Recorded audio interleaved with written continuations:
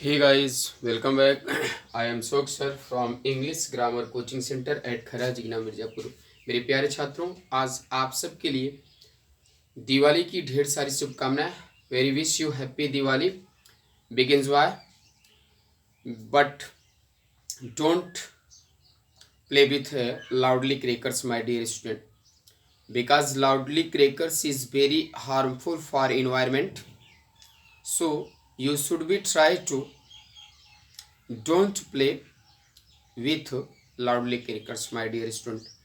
मैं आप सबको यही कहना चाहूँगा कि आप शोरगुल पटाखों से नहीं, आप अगर आतिशबाजी करना है तो अपने संघर्ष से आतिशबाजी करो जो जीवन में इतिहास रच दे। कहते हैं ना कि जीवन में इतिहास रचने के लिए याद रखना कि ताश में जोकर और जिंदगी में ठोकर, ये कभी भी हौसला बदल सकते हैं। तो माय डियर स्टूडेंट, हौसला बदलने के लिए आपको ठोकर अगर लग भी जाए ना, ज़िंदगी में ठोकर लगना बहुत ही ज़रूरी होता है। इसीलिए अच्छे रिजल्ट लाने के लिए बातों से नहीं, रातों से लड़ना पड़ता है। जिसे कोई नहीं सुधार पाता है, उसे वक्त सुधार देता है। हमने कहा ज़िंदगी में यानी अच्छे रिजल्ट लाने के लिए, अच्छे रिजल्ट लाने के लिए बातों से नहीं, रातों से लड़ना पड़ता है। जिसको कोई नहीं सुधार पाता है, उसे वक्त सुधार देता है। माय डियर स्टूडेंट, तो आप संघर्ष करिए और आप मेहनत करते रहिए। यूं ही आप अशोक सर के साथ जुड़े रहिए, आपको सफलता ज़रूर मिलेगी। एक दिन आप ज़रूर कामयाब होंगे, आप सफलता ज़रूर अर्जित कर पाएंगे। अगर आप निरंतर डे टू डे लाइफ में आप स्ट्रगल कर रहे हैं, संघर्ष कर रहे हैं, मंजिल को पाने के लिए आप लगे हुए हैं, तो आप ज़रूर सफल होंगे। दिवाली की इन्हीं सारी शुभकामनाओं के साथ मैं आज आप लोगों के सामने एक नई वीडियो, एक नया ट्रिक्स लेकर के आया हूं, और वो ट्रिक्स है ऑब्जेक्ट एंड कॉम्प्लीमेंट।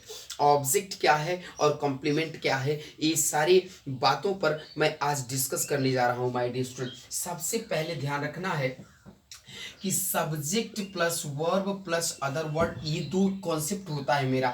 तो सबसे पहले ध्यान रखना है कि अगर किसी सेंटेंस का सबसे बड़ा ध्यान रखना है कि सब्जेक्ट का प्रभाव, वर्ब का प्रभाव सब्जेक्ट पे पड़ता है। वर्ब का प्रभाव किस पे पड़ता है? सब्जेक्ट पर। यानी किसी भी सेंटेंस का जो राजा होता है, उसको किंग जो होता है, वो होता कौन है? वर्ब होता है।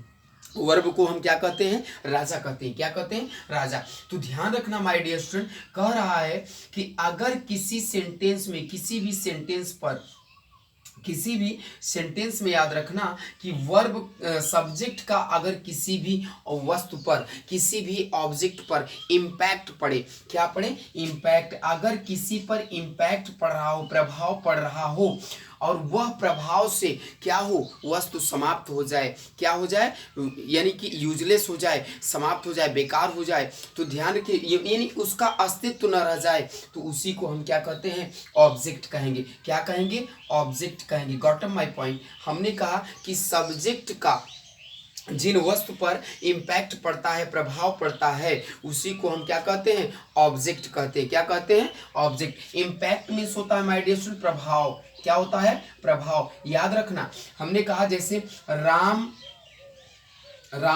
It's mango, Ram it's a mango. ध्यान समझना, मैंगो आम, राम आम खाता है, तो राम सब्जेक्ट है ना। राम जब आम खाना शुरू करेगा तो प्रभावित कौन होगा? आम न होगा माय डियर स्टूडेंट। कौन होगा? आम होगा। तो आम क्या है? आम पर इम्पैक्ट पड़ेगा कि नहीं पड़ेगा? पड़ेगा ना। आम खाने से समाप्त हो जाएगा कि नहीं हो जाएगा? यानी आम पर क्या है? इम्पैक्ट पड़ रहा है। किसका? राम का। तो राम क्या है? इसको हम क्या कहेंगे? ऑब्जेक्ट कह देंगे माय डियर स्टूडेंट। क्या कहेंगे? ऑब्जेक्ट कहेंगे। अब पहले ध्यान रखें, ऑब्जेक्ट का मतलब होता है कर्म, लेकिन कंप्लीमेंट का मतलब क्या होता है, ये जानो माय डियर स्टूडेंट। कंप्लीमेंट का मतलब होता है पूरक।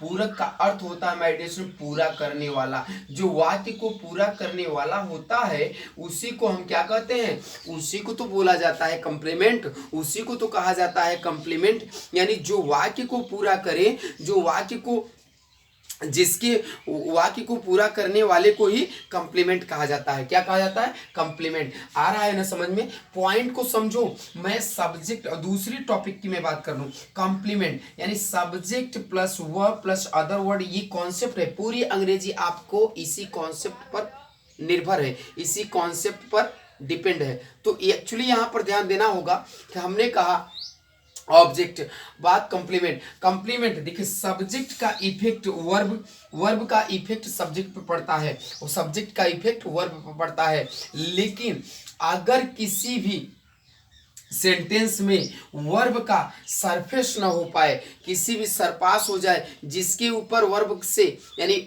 आप सब्जेक्ट का किसी के ऊपर यानी प्रभाव जिसके ऊपर चलता है, वह तो ऑब्जेक्ट नहीं हो सकता ना। जिसके ऊपर यानी कि क्या कहते हैं, वर्ब का प्रभाव हो यानी सब्जेक्ट का प्रभाव न हो, उसको क्या कहते हैं, यानी जिसके ऊपर से सरपास हो जाए, क्या हो जाए, सरपास हो जाए माने चला जाए, निकल जाए, उसको क्या कहते हैं, उसको ऑब्जेक्ट नहीं कहते हैं। उसको क्या कहते हैं, ध्यान रखना, जिसके जिन शब्द पर, जिन वस्तु पर सब्जेक्ट का प्रभाव न पड़े उसी को तुम कॉम्प्लीमेंट करना। माय डियर स्टूडेंट्स, एक बात में समझिएगा, जिस पर यानी कि क्या कहते हैं, जिस वस्तु पर सब्जेक्ट का प्रभाव न पड़े उसी को कॉम्प्लीमेंट करना। आज से लर्न कर डालो, इसको लिप्स ऑफ टंग कर डालो, बाय हार्ट कर डालो। जैसे हमने कहा माय डियर स्टूडेंट, यहाँ पर एग्जांपल दूं, जैसे एक एग्जांपल मैं स्पेस खाली कर दूं, इसको जरा उतारने की कोशिश करो। एग्जांपल के थ्रू मैं समझाने की कोशिश कर रहा हूँ, पहले समझने की कोशिश करिए। कॉपी कलम लेकर के बैठिए, आपको लिखना भी है, कॉपी कलम लेकर के बैठिए। हम आज ना आप सबके लिए बेहद इंपॉर्टेंट चीज लेकर के आया हूँ, ताकि ना आपकी समस्या ही न रह जाए कि सब्जेक्ट क्या है और ऑब्जेक्ट क्या है। माय डियर स्टूडेंट, काफी बच्चे इस पर हमसे प्रश्न कर चुके हैं कि सर ऑब्जेक्ट और कॉम्प्लीमेंट में हम समझ नहीं पाते हैं कि ऑब्जेक्ट किसको कहूँ और किसको कॉम्प्लीमेंट कहूँ। तो आज का मैं समस्या इसी पे लाया हूँ आज का वीडियो, कि ताकि आपका फ्यूचर में कभी माने प्रॉब्लम ना हो। देखो जरा सा, हमने यहाँ पर कहा कि राम एट्स और मैंगो, राम आम को खाता है। अब बताओ ध्यान से कि ये तो राम है, ध्यान समझना, ये राम है। अब राम जो है और ये मैंगो है, ये क्या है माय डियर स्टूडेंट, इसको मैंगो कहेंगे। क्या कहेंगे, मैंगो कहेंगे, आम कहेंगे, ध्यान समझना। अब जब मैंगो है और राम आम को खाएगा तो बताओ आम खत्म हो जाएगा कि नहीं हो जाएगा, ये समाप्त होगा कि नहीं होगा, यानी राम का प्रभाव आम पर पड़ेगा कि नहीं पड़ेगा, पड़ेगा ना। तो उसको तुम क्या कहना, अगर इस पे राम का इम्पैक्ट पड़ रहा है, प्रभाव पड़ रहा है, इफेक्ट पड़ रहा है, तो उसी को तो हम ऑब्जेक्ट कहते हैं, उसी को तो क्या कहते हैं, ऑब्जेक्ट। यानी जिन वस्तु पर किसी सब्जेक्ट का प्रभाव पड़े उसको हम क्या कहेंगे, उसी को तो हम कहते हैं ऑब्जेक्ट। लेकिन यहीं पर ध्यान रखो, दूसरा एग्जांपल क्या कर रहा है, लता, क्या कह रहा है, लता। अब लता यहां पर ध्यान रखें, Lata goes to Delhi, Lata goes to Delhi, Lata Delhi जाती है। अब बताओ दिल्ली कोई वस्तु है क्या, दिल्ली कोई वस्तु है क्या, बताओ, नहीं ना। कोई खाने वाली चीज है क्या, नहीं ना, कि जिसके खाने से लता के समाप्त हो जाएगा। जिसके दिल्ली कोई ऐसी वस्तु नहीं है कि लता जैसी तुरंत पैर रखी और दिल्ली गिरने लगी तो आप कहोगे अरे पकड़ो पकड़ो, ऐसा तो हो नहीं सकता। तो ध्यान रखना है कि जब दिल्ली इधर का उधर नहीं हो सकता है, दिल्ली लता के जाने से बदल नहीं सकता है, तो वहां पर ध्यान दें, जिस पर किसी प्रकार का प्रभाव न पड़े, क्या रखा, जिन वस्तु पर किसी भी प्रकार का प्रभाव न पड़े उसी को तो तुम कॉम्प्लीमेंट कह देना। क्या कहना, कॉम्प्लीमेंट कहना। क्या कहोगे, कॉम्प्लीमेंट कहोगे। सुन रहे हो ना, लिख रहे हो कि नहीं लिख रहे हो, समझ में आ रहा है कि नहीं कर रहा आ रहा है, समझने की कोशिश करो। जिस पर किसी भी प्रकार का प्रभाव न पड़े, कॉपी कलम लेकर के अभी भी लिख लो, अभी तुरंत लिखो माय डियर।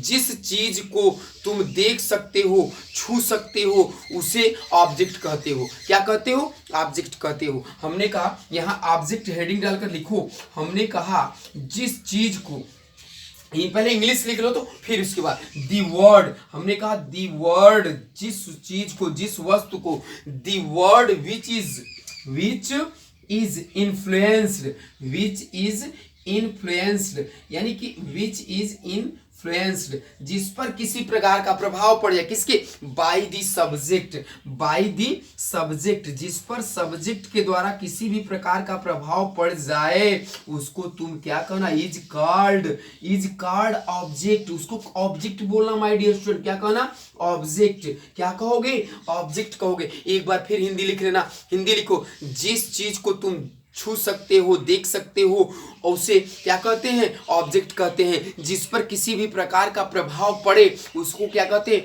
ऑब्जेक्ट कहते हैं, क्या कहते हैं, ऑब्जेक्ट कहते हैं। कॉपी कलम लेकर के इसको नोट करने का प्रयास करो। दूसरी टॉपिक यहां पर देख लो, हमने कहा इसी को समझाने की कोशिश कर रहा हूं ताकि आप अच्छी तरह समझ जाओ माय डियर स्टूडेंट, एक भी समस्या न रह जाए। हमने कहा यहीं पर कि कॉम्प्लीमेंट की बात समझ लो। कॉम्प्लीमेंट क्या कहता है, कॉम्प्लीमेंट का तो हिंदी होता है पूरा करने वाला। अब ध्यान रखो, द वर्ड, इसी का जस्ट उल्टा, the word which is not, the word which is not influenced, क्या, इन्फ्लुएंस्ड बाय दी, ध्यान समझे, बाय द सब्जेक्ट, जिस पर सब्जेक्ट के द्वारा किसी भी प्रकार का प्रभाव न पड़े, इज कॉल्ड कॉम्प्लीमेंट, ध्यान समझना, जिसको तुम छू सकते हो, देख सकते हो, उसको तुम कहना ऑब्जेक्ट, और जिसको तुम छू नहीं सकते हो, देख नहीं सकते हो, सिर्फ महसूस कर सकते हो, यानी कि the things which can not be touch or seen, it's called complement. ध्यान समझो, हमने क्या कहा कि the word which is not influenced by the subject, it's called complement. Complement का हिंदी समझ में आ गया ना माय डियर स्टूडेंट, कॉम्प्लीमेंट का हिंदी होता है पूरा करने वाला। क्या होता है, पूरा करने वाला, अर्थात इसको पूरक कहा जाता है। क्या कहा जाता है, इसको पूरक कहा जाता है। कॉपी कलम निकाल कर लिख लो, हिंदी लिखो, उसको लिखने का प्रयास करो। हमने कहा कि जिन वाक्य में सब्जेक्ट का प्रभाव पड़ता है, उसके जिन वस्तु पर सब्जेक्ट का प्रभाव पड़े उसी को तुम ऑब्जेक्ट कहना, क्या कहना, ऑब्जेक्ट कहना। ध्यान समझना, जिन वाक्य में सब्जेक्ट का प्रभाव पड़े उसी को तुम क्या कहना, ऑब्जेक्ट कहना। आ रहा है समझ में ना। और जिन वाक्य में सब्जेक्ट का प्रभाव न पड़े उसको क्या कहते हैं, ऑब्जेक्ट नहीं, कॉम्प्लीमेंट कहते हैं। जिन पर किसी भी प्रकार का प्रभाव न पड़े उसे ऑब्जेक्ट नहीं, कॉम्प्लीमेंट कहते हैं। उसे लिख रहे हो ना, कॉपी कलम लेकर के बैठे हो मत रहो भाई, लिखने का प्रयास करो मेरे भाई, मेरे प्यारे छात्रों। मैं आपको सिखाने आया हूँ, मैं आपको बताने आया हूँ, ताकि ना आप अच्छी तरह से इसको सीख लो। ऑब्जेक्ट को साफ तरह से दिख रहा है कि नहीं दिख रहा है, दिखने का प्रयास करो, लिखने का प्रयास करो। मैं एकदम एक एक टॉपिक की मैं बात कर दे रहा हूँ ताकि आपको अच्छी तरह से ये सारी बातें समझ में आ जाए। आपको ना मैं समझा रहा हूँ कि ताकि आप ना ये न कह सको कि सर हमको समझ में नहीं आ रहा है। आपको मैं एक एक पॉइंट यहाँ लिख कर दे रहा हूँ। एक बात और समझिएगा, एक एग्जाम्पल के थ्रू आप समझिएगा। हमने कहा पहले इसकी हिंदी आपको समझ में आई कि नहीं आई, एक बार मैं इसकी हिंदी लिख दे रहा हूँ ताकि आपको हिंदी भी दिखने से आप पहचान सको, क्योंकि यूपी बिहार वाले ना हिंदी चाहते हैं माय डियर स्टूडेंट। तो आप अशोक सर के साथ पढ़े रहे हो, आपको मैं सब चीज़ दूंगा। यहाँ रखना कि ऑब्जेक्ट की मैंने बात किया, ऑब्जेक्ट क्या है ये ध्यान रखो। मैंने कहा जिस चीज को तुम देख सकते हो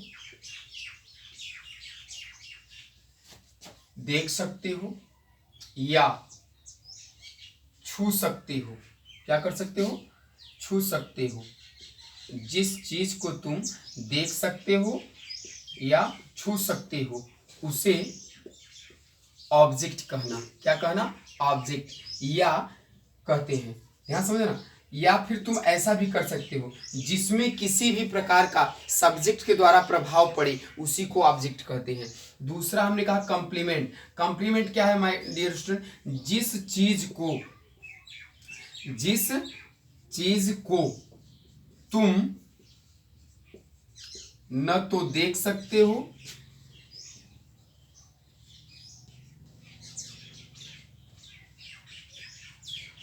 और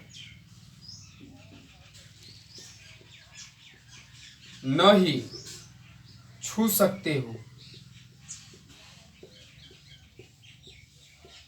छू सकते हो उसे कॉम्प्लीमेंट कहते हैं माय डियर स्टूडेंट। क्या कहते हैं? कॉम्प्लीमेंट कहते हैं। आ रहा है ना समझ में? कॉम्प्लीमेंट कहते हैं। आज से समस्या ये नहीं होनी चाहिए, अशोक सर के साथ पढ़ रहे हो तुम लोग, आज से ये सारी बातें ध्यान रखना। कॉम्प्लीमेंट उसे कहते हैं जिसमें सब्जेक्ट के द्वारा किसी भी प्रकार का कोई प्रभाव न पड़े, उसको कॉम्प्लीमेंट कहते हैं। और जिसमें जिन वाक्य में सब्जेक्ट के द्वारा किसी भी चीज पर अगर कोई प्रभाव पड़ रहा है, किसी में फिजिकल परिवर्तन हो रहा हो, किसका फिजिकल परिवर्तन हो रहा है, फिजिकल चेंजिंग हो रहा हो, उसको तुम ऑब्जेक्ट कहना। क्या कहना? ऑब्जेक्ट कहना। राइट। आज के बाद ये सारी समस्याएं आई होप दैट यहाँ से समाप्त हो जाएंगी। अब बात में रखता हूँ माय डियर स्टूडेंट, मैंने कहा यहीं पर कि एक मुद्दा में एग्जाम्पल दे रहा हूँ, ध्यान समझना। एग्जाम्पल ये दे रहा हूँ, ध्यान समझना, कि अगर मैंने लिखा पहला एग्जाम्पल, प्रिया, क्या लिखा? प्रिया laughs at you, ध्यान समझना। दूसरा हमने लिखा प्रिया laughs